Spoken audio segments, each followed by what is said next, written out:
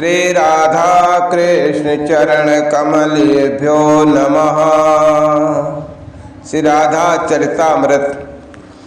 तप्त कांचन गौरांगे राधे वृंदावनेश्वरे। तप्त कांचन गौरांगे राधे वृंदावनेश्वरे। वृषभानुसुते देवी प्रणमामि हरे प्रिये। राधा रासेश्वरे रासवासिनी रसिकेश्वरे। कृष्ण प्राणाधिका कृष्ण प्रिया कृष्ण स्वरूपिणी। कृष्ण वामांग संभूता परमानंद रूपिणी। कृष्णा वृंदावनी वृंदावन विनोदिनी। होय कृपा जब युगल सनातन कथा सुधा मनु भाते। श्रवण द्वार नित्य विजय सखा के नाम सुधा टपकाते। नाम सुधा टपकाते। पावन प्रेम जगत हित जन्मा। पावन प्रेम जगत हित जन्मा। शब्द रहित सुन प्यारे। कृष्ण प्रेम हे राधा जय जय जीवन सफल बना रे। काम पिशाचिन मिटे सदा को आशा फांस मिटेगी। जग जीवन निष्काम सुखी हो रसना नाम रटेगी। संवाद मधुर शांडिल वज्र का चरित सुधा श्री राधा। परम धन्य वे वक्ता श्रोता। परम धन्य वे वक्ता श्रोता कहत सुनत नित राधा। विजय सखा नवनीत सुमेरे अब रमत राधिका चरितम। श्रवण धन्यता तभे भक्त जन कथा सुने निज प्रियतम। हाँ कथा सुधा निज प्रियतम। जब आंखें नहीं खोली श्री राधा रानी ने, ध्यान देना और श्रोताओं सुनो इस कथा को प्रेम से। सिर्फ तू तेरा कोई विकल्प नहीं, सच है प्रेमी का क्या विकल्प। प्रेम के लिए प्रियतम ही चाहिए। अरे फूट जाएं वो आँखें जो प्रिय को छोड़कर किसी और को हम निहारें। फूट जाएं वे कान जो प्रिय की बातों के सिवा कुछ और सुनना पड़े। प्रेम अनन्यता की मांग करता है। वज्रनाभ प्रेम मछली के समान है। भ्रमर प्रेम का आदर्श नहीं हो सकता। प्रेम का आदर्श तो मीन है जिसे जल के सिवाय कुछ नहीं चाहिए। दूध नहीं, घी नहीं, सिर्फ जल। और जल नहीं मिले तो मर जाना पसंद है, पर चाहिए तो सिर्फ जल ही। आह धन्य है मछली की अनन्यता। अपने इष्ट श्री राधा रानी के प्राकट्य की कथा सुनकर भाव में डूब गए थे वज्रनाभ। महर्षि शार्डिल्य कहते हैं प्रेम के कुछ आदर्श जिन्हों युगों युगों से प्रेमियों ने सम्मान दिया है। मछली, पपीहा, मोर, देखो ना ये वज्रनाभ। मछली की निष्ठा देखो जल के प्रति, पपीहे की निष्ठा देखो स्वाति बूंद के प्रति। पपीहा प्यासा मर जाएगा पर स्वाति बूंद को छोड़कर कुछ और पिएगा ही नहीं। गंगा जल भी नहीं। प्रेम उन्मत्तता से भरे महर्षि शार्डिल्य बोले। और मोर श्याम घन देख आकाश में काले काले बादलों को देख वो नाच उठता है। मोर का सर्वस्व है बादल। मोर प्यार करता है बादल पर, और बादल उस मोर के ऊपर बिजली गिराता है, वज्रपात करता है। इतना करने के बाद भी मोर के प्रेम में कमी कहाँ आती। हे वज्रनाभ, धन्यवाद देता हूँ मैं तुम्हें कि तुम्हारे कारण ही नैराजनी श्री हरिप्रिया सर्वेश्वरी राधा रानी के पावन चरित्र के गान करने का सुअवसर मुझे प्राप्त हुआ। अब सुनो श्री राधा चरित्र को। इस चरित्र को जो भी सुनेगा, गाएगा, चिंतन मनन करेगा, उसके हृदय में प्रेम का प्राकट्य होगा, अवश्य होगा। यह पूर्ण सत्य है। कीर्तरानी हमारी लाली अपने नेत्रों को क्यों नहीं खोल रही हैं? हे महाराज, मेरा भी मन बहुत घबरा रहा है। कहीं नहीं ऐसा मत कहो, ये अपने नेत्रों को अवश्य खोलेंगे। श्री राधा रानी ने जन्म तो ले लिया, पर नेत्र नहीं खोले। इतना ही नहीं, दुग्ध का पान भी नहीं कर रही हैं। ये चिंता में डालने वाली बात और हो गई थी। महल में वृषभान और कीर्तरानी के साथ साथ महल के और बरसाने के लोग भी दुखी होने लगे। देखो न कितने खुश थे हमारे वृषभान महाराज और कीर्तरानी, पर ये क्या हो गया? बालिका न दूध पी रही है, न नेत्र ही खोल रही है।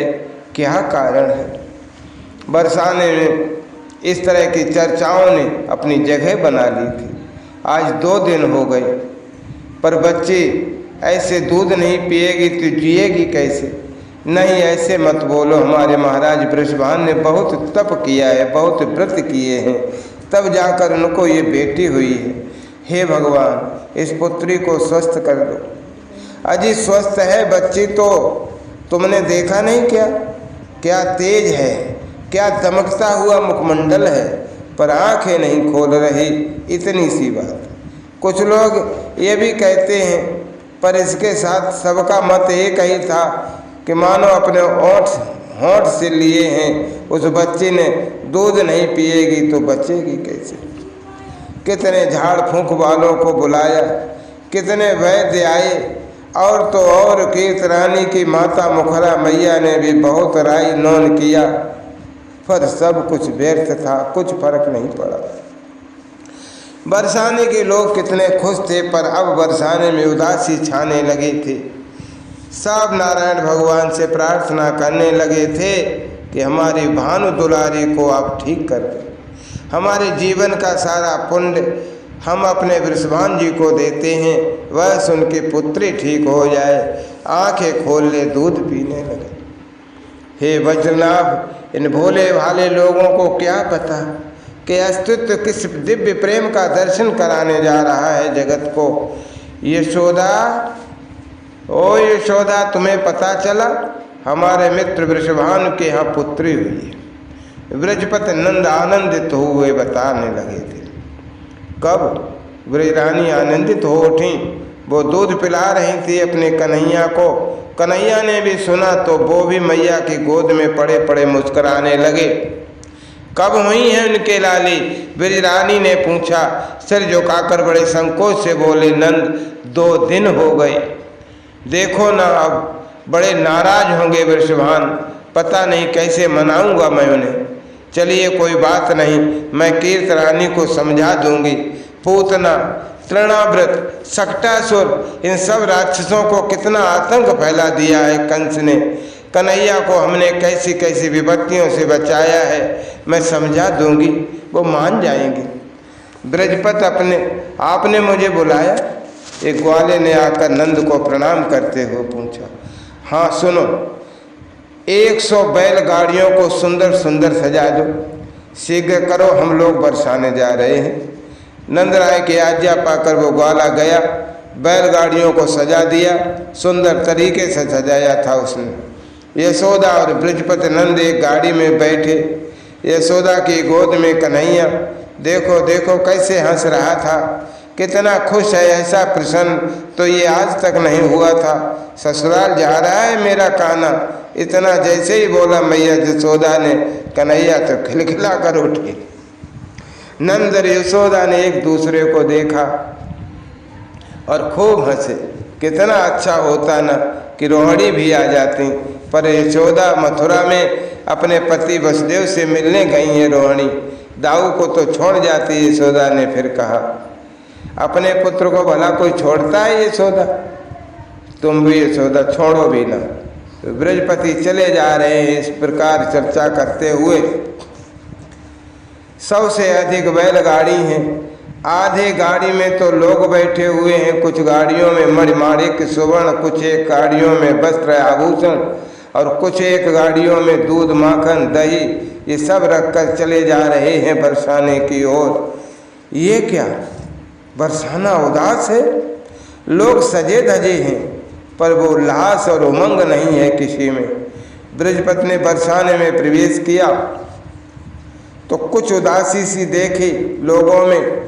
महल में चहल पहल तो है, बंधनवार भी लगाए हैं, केले के खम्भे बड़ी सुंदरता से सजाए हैं, रंगोली तो हर बरसाने वाले के द्वार पर बना हुआ है, मोतियों की चौक भी पुराई है, पर कुछ उदासी सी छाई है। महल में प्रवेश किया, याचकों की लाइन लगी है। महल के द्वार पर स्वयं खड़े हैं वृषभान जी, सुंदर रेशमी वस्त्र धारण किए हुए, माथे में पगड़ी, मोतियों की लड़ी गले में, सोने के कड़ुआ हाथों में। वृषभान जी प्रसन्नता से सब कुछ लुटा रहे हैं। बधाई हो मित्र, बधाई हो, जोर से आवाज लगाई बृहस्पति नंद राय ने। बरसाने के अधिपति वृषभान को देखा। वृषभान जी ने कई बैलगाड़ियां सजी धजी खड़ी हैं महल के द्वार पर। मित्र बृहस्पति और बृजरानी दौड़ पड़े। वृषभान जी पास में गए तो गले नहीं मिले। हम आपसे नाराज हैं, 2 दिन हो गए और आप अब आए हो, हम आपसे बात नहीं करते। मित्र का रूठना अधिकार है। हाँ, हमसे गलती हो गई है, अब आप जो दंड दें वैसे भी तो कहता ही था कि संपत्ति वैभव इन बरसाने वालों के पास ही ज़्यादा है, बृहस्पति तो इन्हें ही बनाना चाहिए। नंद जी ने हाथ जोड़कर आगे कहा, हम तो नाम के ही बृहस्पति हैं, सच्चे बृहस्पति तो वृषभान जी आप ही हो। तो क्या दंड दोगे हमें वृषभान जी? वैसे लड़के वालों के सामने लड़के वालों को ज़्यादा बोलना नहीं चाहिए। हंसते हुए बृहस्पति ने वृषभान जी को अपने हृदय से लगा लिया था। क्या बात है, उदास हो? वृषभान जी आप सत्य पर दृढ़ रहने वाले हैं, इसलिए आपकी वाणी सदैव सत्य ही होती है। आपने कहा था मुझे तो लाली चाहिए और देखिए आपके लाली हो गई। हंसते हुए बोले बृहस्पति नंद। पर उदास हैं क्यों? नंद ने फिर पूछा। महल में चलते हुए बातें हो रही थी। कीर्तरानी के पास आ गए थे सब लोग। बृजरानी यशोदा के साथ कई गोकुल की सखियां चल रही थीं। उनके हाथों में हीरे मोती मणिमाणिक से भरे हुए थाल थे जो लाली को निछावर करने के लिए लाई थी बृजरानी। बधाई हो कीर्तरानी। लाला कन्हैया को गोद में लेकर ही दौड़ पड़ी यशोदा। यशोदा भाभी कीर्तरानी उठकर बैठ गई। नहीं, लाली कहाँ है? मैं देखूंगी लाली कहाँ है। ये रही हमारी प्यारी लाली, कीर्तरानी ने दिखाया। ओह कितनी सुंदर है ये तो। ओ अपलक देखते रही उन भान दुलारी को बृजरानी यशोदा। क्या न्यौछावर करूं मैं? थाल के मणिमाणिक को छोड़ दिया बृजरानी ने। अपने गले का सबसे मूल्यवान हार उतार कर किशोरी जी के ऊपर न्यौछावर कर दिया। फिर भी मन नहीं माना तो अपने हीरे से जड़े कड़े उतार कर लाली के ऊपर न्यौछावर कर लुटा दिए। पर नहीं, इसके आगे ये हार ये कड़े क्या है? क्या दूं मैं? सोचते रही बृजरानी भाव में उछल रही हैं। कुछ नहीं मिला तो अपनी गोद में खेल रहे कन्हैया को श्री जी के ऊपर घुमाकर उनके बगल में रख दिया। इससे बढ़िया न्यौछावर और कुछ नहीं है। गदगद भाव से बोली बृजरानी। पर ये क्या? कन्हैया खुश। कन्हैया को तो अपनी प्राण मिल गई हो। वो खिसकते हुए अपनी सर्वेश्वरी के पास गए और फिर अपने नन्हे नन्हे करों से प्रिया जी के नन्हे नन्हे नेत्रों को छुआ। बस फिर क्या था, नेत्र खुल गए श्री राधा के। खोल दिए नेत्र श्री राधा ने। वृषभान जी ने देखा मेरी लाली ने अपने नेत्र खोल दिए। वो तो बृहस्पति का हाथ पकड़ कर नाचने लगे। बृहस्पति आप मुझे पूछ रहे थे ना कि मैं उदास क्यों? मेरी कन्या ने नेत्र नहीं खोले थे। ये बात फैल गई हवा की तरह पूरे बरसाने में। अब सब लोग आनंद मनाने लगे। नाच गान फिर से शुरू हो गया। कीर्तरानी के नेत्रों से आनंद अश्रु बह चले थे। यशोदा भाभी आप सोच नहीं सकती कि मैं कितनी खुश हूँ आज। हृदय से लगा लिया था ब्रजरानी ने कीर्तरानी को। अरे देखो देखो ये दोनों कैसे खेल रहे हैं, ऐसे लग रहा है जैसे कि ये दोनों ही प्रेम के खिलौने हैं और प्रेम से खेल रहे हैं, प्रेम ही इनका सर्वस्व है। श्री राधा कृष्ण दोनों बालक के रूप में एक दूसरे को देखकर किलकारियां भर रहे हैं। अरे कीर्ति बहुत खेल लिए, अब थोड़ा दूध तो पिलाकर देखो। मुखरा मैया सबसे ज़्यादा प्रसन्न है। उन्होंने आकर दूध पिलाने के लिए कहा। कीर्तरानी जब दूध पिलाने लगे नहीं पिया दूध, मात्र कन्हैया को ही देखती रही ललीला श्री राधा। पर कन्हैया ने अपने कोमल हाथों से श्री राधा के मुख को कीर्तरानी के वक्ष की ओर कर दिया, मानो कह रहे हों, हे राधे अब तो मैं आ गया हूँ, अब तो दूध पी लो ना। बस प्रियतम के सुख के लिए, प्रियतम की बात सर्वोपर है, ये जानकर श्री राधा ने दूध पी लिया। हे वज्रनाभ ये प्रेम की लीला अद्भुत है, इसे बुद्धि से नहीं समझा जा सकता। जिसके अंदर बुद्धि है वो प्रेम को नहीं समझ सकता, ये हृदय के माध्यम से ही समझ में आता है। ये हृदय की बात है। घर घर मंगल छायो आज, कीर्तरानी ने लाली जाई।